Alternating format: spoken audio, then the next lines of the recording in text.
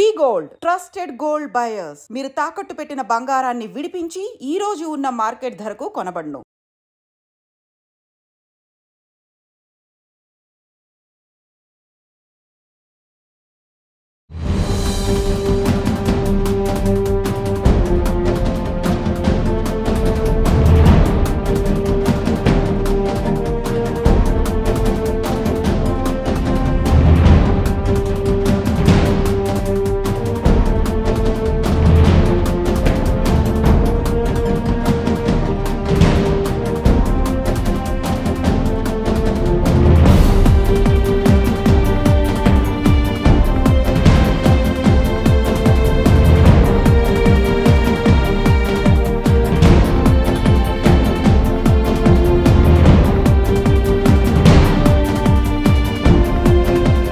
విశాఖలో తీవ్ర విషాదకర ఘటన చోటు చేసుకుంది. అప్పన్న చందనోత్సవంలో అపశృతి చోటు చేసుకుందని చెప్పొచ్చు. ఇక్కడ ఒక భారీ గోడ కూలటంతో 7 భక్తులు అక్కడికక్కడే ఘటనా స్థలంలో తమ ప్రాణాలు కోల్పోయినటువంటి విషాదాంత ఘటన ప్రతి ఒక్కరిని నివ్వెరపోయేలా చేసింది. ప్రతి ఒక్కరు షాక్ లో ఉన్నారని చెప్పొచ్చు. ఎందుకంటే చాలా ప్రతిష్టాత్మకంగా ప్రతి ఏటా కూడా చందనోత్సవం అంటే నిజరూప దర్శనం, స్వామివారిని నిజరూపంలో దర్శించుకోవటానికి ఎంతో మంది భక్తులు వస్తూ ఉంటారు వేలాదిగా.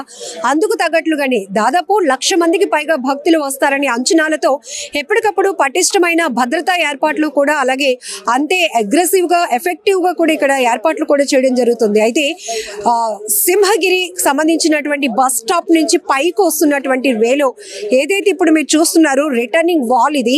సో ఇక్కడ ఆనుకొని స్టెప్స్ అన్నమాట. ఇది మెట్ల మార్గము. ఇది 300 రూపాయలు క్యూ లైన్ అన్నమాట. ఇక్కడి నుంచి వెళ్తున్నటువంటి ఈ గోడ ఏదైతే ఉందో ఒక్కసారిగా ఉదయం 2:30 నుంచి 3 గంటల పాటు అంటే దాదాపు అరగంట పాటు హెవీ రెయిన్ ఏదైతే కురిసిందో భారీ వర్షం వల్ల ఈ గోడ ఒక్కసారిగా కూలిపోయింది. ఇక్కడ మీరు చూస్తున్నటువంటి మట్టిని కూడా ఒకసారి అబ్జర్వ్ చేస్తే కనుక ఈ మట్టి కూడా లూజ్ గా ఉండడం వల్ల ఈ గోడ పైన చాలా ప్రెజర్ ఇచ్చిందని చెప్పొచ్చు.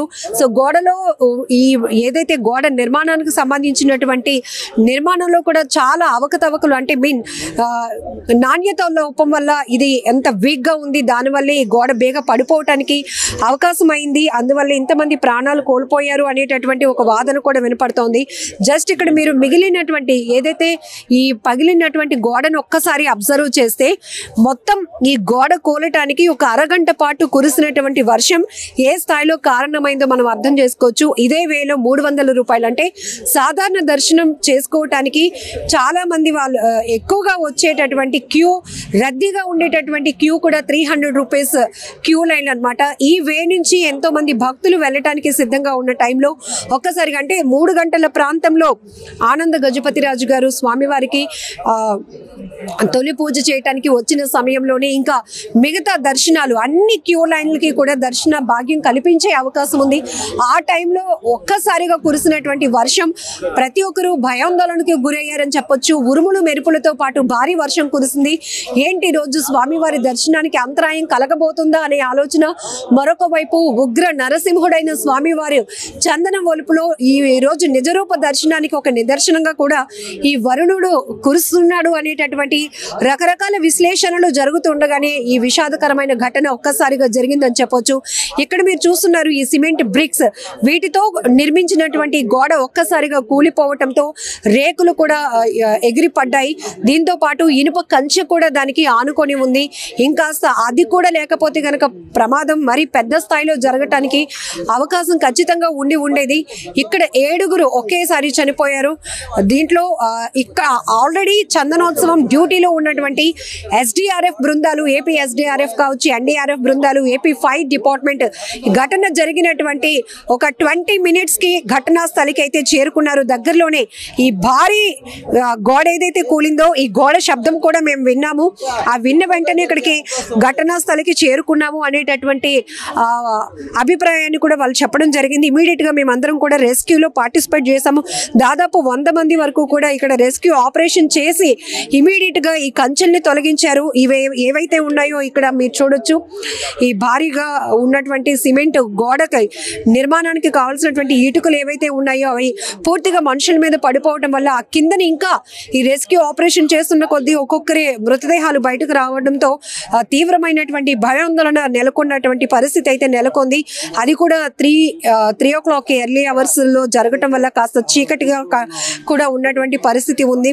ఈ నేపథ్యంలోనే ఇక్కడ దగ్గరలో సర్వీస్ ఇవ్వడానికి వచ్చిన వాలంటీర్లు కూడా ఈ రెస్క్యూ ఆపరేషన్ లో పార్టిసిపేట్ చేసి ఒక్కొక్కటి ఆ గోడలు ఏవైతే కూలిపోయినటువంటి గోడ ఆ ముక్కలు బయటికి తీస్తూ ఉన్న కొద్ది కొంతమంది మృతదేహాలు భక్తులు అలా ఛిద్రమైపోయినటువంటి ఆ మృతదేహాలను బయటకు తీస్తూ వాళ్ళు కూడా చాలా విషాదంగా ముగిసిందని చెప్పొచ్చు. ఈ ఘటన చాలా బాధాకరం. ఎందుకంటే సింహాచలం చరిత్రలోనే ఇలాంటి విషాదం ఎప్పుడు కూడా కని విని ఎరగనటువంటి పరిస్థితి. ఇక్కడ ఒక్కసారిగా కేకలు పెట్టినటువంటి మృత్యు ఘోష అని కూడా చెప్పొచ్చు. ఎందుకంటే వాళ్ళు ఆ పరిస్థితిలో ఒక్కసారిగా వర్షం పడుతుంది, కాస్త షెల్టర్ లోపలికి వెళ్ళిపోతే కనుక ఇంకాస్త ఒక ½ an hour అయితే ఇంకొక 30 minutes అయితే కనుక ఖచ్చితంగా వాళ్ళు స్వామి వారిని దర్శనం చేసుకొని హ్యాపీగా ఇంటికి వెళ్ళి ఉండేవాళ్ళు. కానీ ఒక్కసారిగా వాళ్ళు అనుకోకుండా జరిగినటువంటి ఒక ప్రకృతి విపత్తులాగా విరుచుకుపడింది, విషాదంగా మిగిలిపోయిందని చెప్పొచ్చు.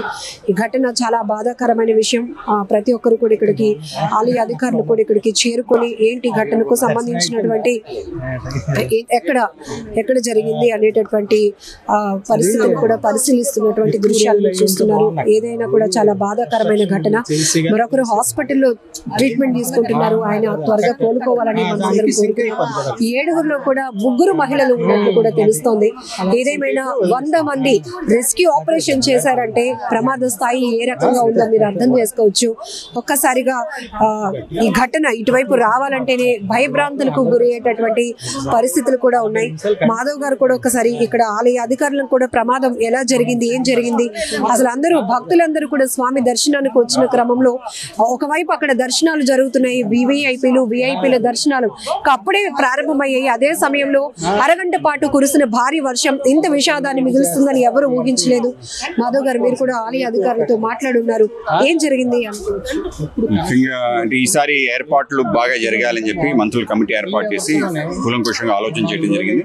ఏదైతే పెద్ద ఎత్తున భక్తులు వస్తారో సర్వదర్శనం ఫ్రీ దర్శనం ఎవరైతే వాళ్ళకి 2 క్యూల కింద చేయాలని చెప్పి బస్సులతో పైకి ఎక్కడానికి ఏర్పాటు చేసి 2 దారులను ఏర్పాటు చేయడం జరిగింది. గతంలో లేని దారిని మెట్లను పెట్టడం జరిగింది, పక్కనే గోడ కట్టడం జరిగింది. 20 రోజులు అయిందట ఈ యొక్క గోడ కట్టి దానికి మధ్యలో ఏదైతే మట్టి ఉందో మట్టి ఆ చర్యలు కొందరికి ఏదైతే అరగంటలో పడిన ఏదైతే భారీ వర్షం ఉందో పైనుంచి నీరు విపరీతంగా పారింది. ఆ నీరు పారటం ఈ గోడకి ఆ మట్టికి మధ్యలో ఆ మట్టి దానిపైన రావటం ఒకేసారి ఒక వేవ్లా రావటం, అందరూ కూడా దాంట్లో ఈ యొక్క డెబ్రిస్ కింద ఉండిపోవటం, అందరూ కూడా పీకల లోతు తలకాయలు పైన ఉన్నాయని చెప్పి కానిస్టేబుల్ చెప్తున్నారు. ఆ విధంగా జరగడం ఏదైతే చాలా దురదృష్టకరం.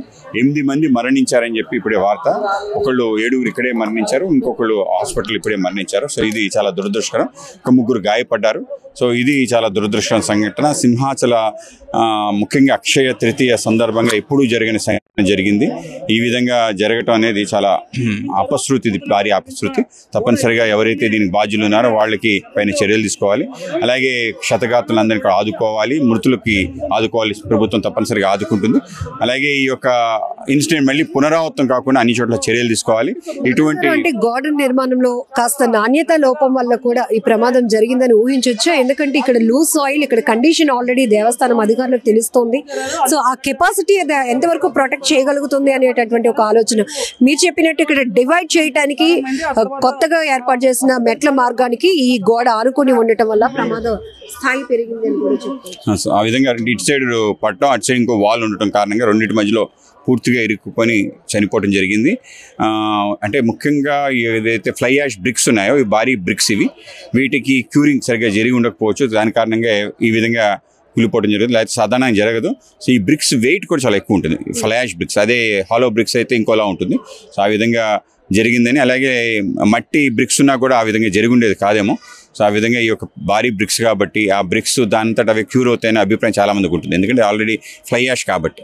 సో ఆ విధంగా కాని కారణంగా మట్టి దానిపైన పడటం, మట్టి చర్యలు పడ్డాయి. దాని తర్వాత ఈ విధంగా దుర్ఘటన జరిగింది. చాలా దురదృష్టకరం. ఇటువంటి జరిగి ఉండకపోవాల్సింది. ఎప్పుడు కూడా సింహాచల చరిత్రలోనే ఇప్పుడు జరిగిన సంఘటన ఇది.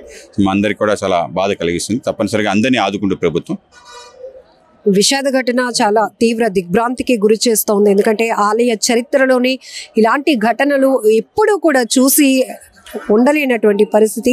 ఎందుకంటే ఇక్కడ మనం చూడొచ్చు, ఒక్క అరగంట అండి 2:30 నుంచి 3 గంటల ప్రాంతంలో పడినటువంటి భారీ వర్షం. అప్పుడు కూడా అందరూ టెన్షన్ పడ్డారు, ఎందుకంటే ఇప్పుడే స్వామివారి తొలి దర్శనాలు ప్రారంభమవుతున్నాయి, వర్షం ఏంటి ఇంత భారీ స్థాయిలో పడుతుంది అని ఇంకా అందరూ అనుకుంటూనే ఉన్నాము. మరొక వైపు ఇక్కడ దగ్గరలో ఎవరైతే SDRF బృందాలు ఇక్కడ వాళ్ళు విధులు నిర్వహిస్తున్నారో వాళ్ళు కూడా భారీ శబ్దం వచ్చింది, ఇక్కడికి చేరుకునేటప్పటికే చాలా మంది గోడ కింద ఇరుక్కుపోయారు అని చెప్తున్నారు. మెయిన్ థింగ్ మనకి ఏంటంటే ఇక్కడ నుంచి ఆ వర్షం ధాటికి ఇక్కడ ఏదైతే మట్టి పెల్లలు పూర్తిగా అవి కిందకి జారిపోయాయి.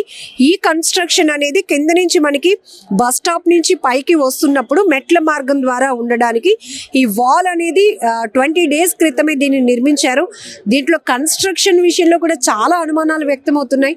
ఎందుకంటే ఇక్కడ సాయిల్ కండిషన్ కూడా ఆల్రెడీ వీళ్ళకి తెలుస్తుంది. ఆ ప్రొటెక్షన్ వాళ్ళని ఎంత ప్రొటెక్టివ్గా కట్టాల్సిన పరిస్థితి కూడా ఉంటుంది. అలాంటిది ఒక్కసారిగా ఈ ప్రెజర్ అనేది వాళ్ళ మీద పడటం వల్ల ఇక్కడ భక్తులు ఎవరైతే 300 రూపాయల ద్వారా ఈ క్యూ లైన్ ద్వారా స్వామివారిని దర్శించుకోవడానికి వెళ్ళినటువంటి ఈ క్యూ లైన్లో ఉన్న భక్తుల పైన ఈ గోడ కూలి విరుచుకు పడటంతో ఒక్కసారిగా 7గురు ఇక్కడే చనిపోయారు. మరొకరు హాస్పిటల్లో ట్రీట్మెంట్ తీసుకుంటున్న వ్యక్తి కూడా చనిపోయినట్టు తెలుస్తుంది. ఏదేమైనా చాలా దురదృష్టకరమైనటువంటి ఘటన, చాలా విషాదకరమైన ఘటనగా ఈ ఘటన చెప్పవచ్చు. నిజంగా ప్రస్తుతం ఉన్నటువంటి సమాజం దేనికి ప్రయారిటీ ఇస్తుంది? ఆర్థిక సంబంధాల చుట్టూ మాత్రమే తిరుగుతుంది. మళ్ళీ ఎన్నికలంగానే చాలా విరక్తి కలుగుతాను. మంచి అనిపిస్తుంది కదా, లేడీస్ కూడా ఛాలెంజింగ్ జాబ్స్ చేసినప్పుడు చాలా బాగుంటది. ట్రాఫిక్ అసిస్టెంట్స్ గా నియమించిన ట్రాన్స్జెండర్స్ అందరితో సాల్యూట్ చేయించుకుంటున్నారు. ఫుడ్ డెలివరీ ఇవ్వటానికి వెళ్ళినటువంటి డెలివరీ బాయ్ అనిల్ పై కళ్ళ ముందు